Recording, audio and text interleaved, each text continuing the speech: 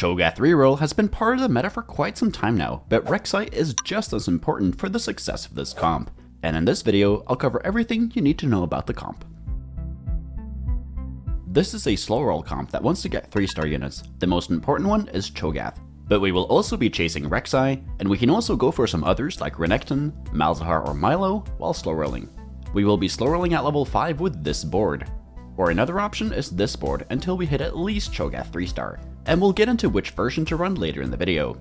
Once we get to level 6, we have some interesting options. We can add in another sorcerer for more backline damage, or we can drop Malzahar for Milio and Kiana. This is to get the Ixtal buff onto Cho'Gath. This is sometimes the correct play based on which Ixtal trait it is, which we'll get into later. At level 7, we have a lot of options. We can add in another Ixtal to also buff up reksai, we can go for 6 Bruisers if we hit an early Scion, or we can add in Freljords and or Voids. We can slow roll for 3-star reksai here, which will be the extra power we need to win games in a lot of cases. As you can tell, there are a lot of options with this comp, and we'll dive into all of that as we proceed into this video. Cho'Gath is our main carry, so we prioritize making items for him first. He has very specific itemization. You really want to get Redemption, Bramble Vest, and Dragon's Claw onto him. This is because these tank items scale the best with max HP, which 3-star Cho'Gath has a ton of. Redemption heals based on missing HP, which is a ton on both Cho'Gath and our other Bruisers. And Bramble Vest and Dragon's Claw give a ton of armor and magic resistance, which gives Cho'Gath a boatload of effective HP. The other tank items don't even come close to being as effective as these 3 items. The only other items you will place on Cho'Gath is Anima Visage and Radiant Warmogs. Anima Visage is an artifact, so you won't always have that option, and Radiant Warmogs is a radiant item, which will be hard to hit as well. Both of these items give Cho'Gath % HP healing, which is incredibly valuable when he has thousands of HP. After you've made Cho'Gath items, we want to make items for reksai or Malzahar, depending on which version you are running. But note that you will rarely itemize both of these in the same game. Reksai wants one healing item, which wants to be BT or Hodge. This is to make sure that she heals up during the fight, as she'll take a lot of splash damage as a melee carry. The other 2 items want to be damage items. The best ones are Starix Gauge, Infinity Edge, Night Harvester, Edge of Night, Giant Slayer, and Deathblade. If you itemize Malzahar, he wants 1 mana generating item and 2 damage items. The best mana item is Blue Buff or Adaptive Helm. Both of these work fine. The other 2 damage items want to be AP items like JG, Archangels, Guardbreaker, Deathcap, and Giant Slayer. If you still have items left over, you will itemize Renekton, Sejuani, or Scion, depending on if you 3-starred Renekton or not. These want standard tank items like Sunfire, Redemption, Warmogs, Bramble, Dragon's Claw, Stoneplate, and Crown Guard. If you get a Spatula, there's not anything great we can do with it. We can make Sorcerer's Bat to get more damage into Malzahar, but we don't have a great holder of that emblem. We can also make a Shurima Spat, which is not terrible, but not strong enough that it is something worth chasing. However, I have seen some players take Shurima Spat and put it on Cho'Gath and have it replace Redemption. But in those cases, they're also going for a vertical Shurima comp, which can be successful, but it's out of the scope of this video. So if you get a Spatula dropped, it will just be a dead Spatula most of the time, unless you can turn it into a Tactician's Crown. The win condition for this comp is to hit 3 stars and push to as high of a level as possible. The best legends to run to obtain that goal is Lee Sin, as his augments allow us to get more rerolls for free, allowing us to hit the 3 stars faster. If you don't want to run Lee Sin, then Twisted Fate is another great option, as Pandora's items allows us to get best in slot items for Cho'Gath, which is huge for this comp. The third option is to run Earth. With Ancient Archives, we can get a Bruiser emblem and get access to 6 Bruisers without Scion, which is huge as it can be hard to hit Scion as he is a 5 cost. The best portals for this comp are Nux Kreia, Immortal Bastion, Ecliptic Volts, Unstable Rift, Aaron Mount, Slaughter Ducks, and Finn's Market.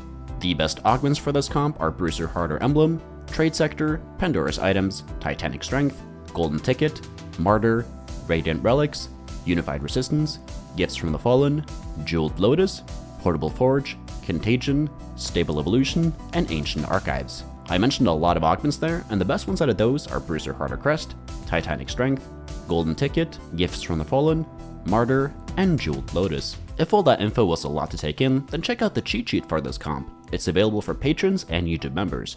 Here is the Lux cheat sheet from last set, so you know what to expect for the Cho'Gath Reroll cheat sheet that is available right now. In the early game, you generally want to have at least Cho'Gath 1-star and preferably Cho'Gath 2-star before you commit to the comp. This is not only because we'll statistically hit Cho'Gath 3-star faster this way, but also due to how his spell works. Just like in Summoner's Rift, if Cho'Gath gets a kill with a spell, he will permanently gain HP, and this can stack quite high. And since his spell also scales with max HP, this can snowball quite fast if we get it rolling. The best early game board to play Cho'Gath with is a mix of 3 Voids and Bruisers. You can also play a Bruiser frontline and have any 2 backline carries to deal damage to save HP. Since we will slow roll at level 5 first with this comp, we will never ever level at all in the early game. This is so we can have as high odds of 1 cost as possible to hit Cho'Gath 3-star faster. Also note that since Cho'Gath's items are very specific, you will never ever slam an item that uses Cloak, Chain, Belt, or Tear in the early game that is not Redemption, Bramble, or Dragon's Claw, but other items like Infinity Edge, Deathblade, Deathcap, Giant Slayer, and so on can be slammed early to save HP. And if you want to learn more about how to play the early game, then check out my guide where I go in depth on that subject. After the Crux round on stage 3-1, you will still be level 4. Here we will be rolling down to around 30 to 35 gold. This is to make sure we 2-star our entire board so that we don't lose as much HP in the mid game. You can also roll lower than that if you are missing 2 or 3 champions for Cho'Gath 3-star. It is more important to dig early for 3-stars with this comp as we need the Cho'Gath stacks. So don't feel bad about dropping down to even 20 gold if you're closing in on Cho'Gath 3-star. You will also pick up copies of the other 1 costs you are trying to 3-star, but which those are depends on which version you are running, and we'll get into how to choose that now. On stage 3-2, you will be level 5. The goal from here is to get back up to 50 gold so we can start slow rolling if you haven't hit your 3-stars yet. And our 3-star priority is Cho'Gath, Renekton, and then Malzahar or Melio, depending on which version you're running. You can also hold Reksai if you are planning on 3-starring her later. You will always play 4 Bruisers at level 5, and then add in Malzahar or Melio as the last unit. Which you pick depends on what the Ixtal trait is and what your items look like. The Ixtal trait changes every game, similarly to how Mirage worked in set 7. There are 6 different versions, and some are great for this comp, and others are not. The ones that are great and make you want to play Ixtal are Ice and Wood. Both of these will be great on Cho'Gath as they scale incredibly well with max HP. Electric and Fire are terrible for Cho'Gath as he will one-shot a lot of the time with a spell, so you will play Malzahar instead when the trait is one of those 2. For Stone and Wind, you will decide which to play based on your items. If you have great items for Malzahar, play him, and if you don't have great items for Malzahar, play Ixtal instead, and focus on making Reksai items. You will slow roll at level 5 until you hit at least Cho'Gath 3-star, and once you hit him, you can decide to keep rolling for the others if you have 7 or more of them. If you haven't hit all the 3-stars you need by stage 4-1, then you want to all in for your 3-stars, as you will get destroyed by all other players rolling on 4-1 if you don't. Once you hit everything you need, start pushing levels. Once you've hit all your 3-stars, you will instantly level up to 6 and play Qiyana for 2 Ixtal, and then place Cho'Gath wherever the hex is. If you're running Malzahar, you will add in any sorcerer.